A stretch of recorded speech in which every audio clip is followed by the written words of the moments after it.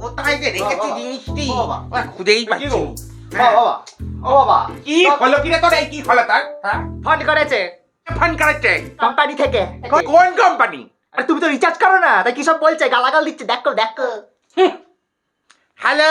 কি হলো? হ্যাঁ কি হলো? 1.5 মাস ধরে রিচার্জ করেননি সিমে, আপনার কোনো হুঁশ জ্ঞান আছে? না নেই, দুদিন ছাড়া ছাড়া ফোন করে খালি রিচার্জ করে করবেন না তা? এই আপনি রিচার্জ না করলে কিন্তু আমি সিম বন্ধ করে দেবো। এই এই সবসময় আপনি বউয়ের মতো ভয় দেখাবেন না তো। হ্যাঁ, গয়না না করে দিলে খাওয়া দাওয়া বন্ধ করে দেবো, রিচার্জ না করলে সিম বন্ধ করে দেবো, এই সব লাগিয়ে রেখে দিয়েছি। না না তোমায় কিছু না, গয়নার নাম শুনলে যে কানটা কি করে খারাপ হয়ে যায় আমি বুঝতেই পারি না। হ্যাঁ এই শুনুন, আপনার পারিবারিক ঝামেলায় আমার কোনো ইন্টারেস্ট নেই, আপনি খালি রিচার্জটা করুন তো।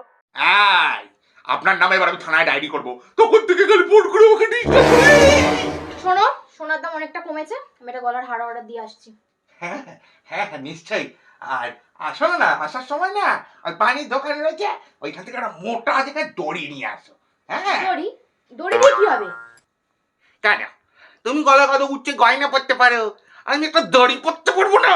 তোমাদের জ্বালা দেখছি ঘর বাড়ি সব বেঁচে দিতে হবে। হ্যাঁ তাই তো, বিয়ে করার সময় আমার মনে ছিল না।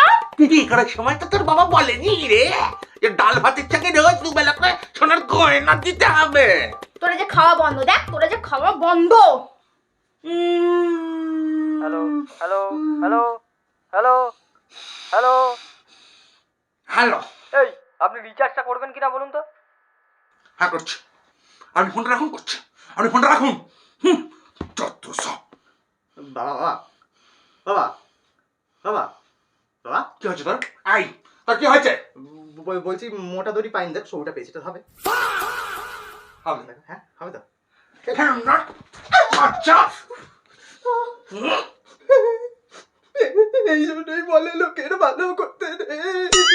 ভালো করতে নেই। শুয়োরের বাচ্চা বাবাকে গলায় দড়ি পড়াবে, দেখতে দেখুন ভালো করতে নেই। শুয়োরের বাচ্চা দিয়ে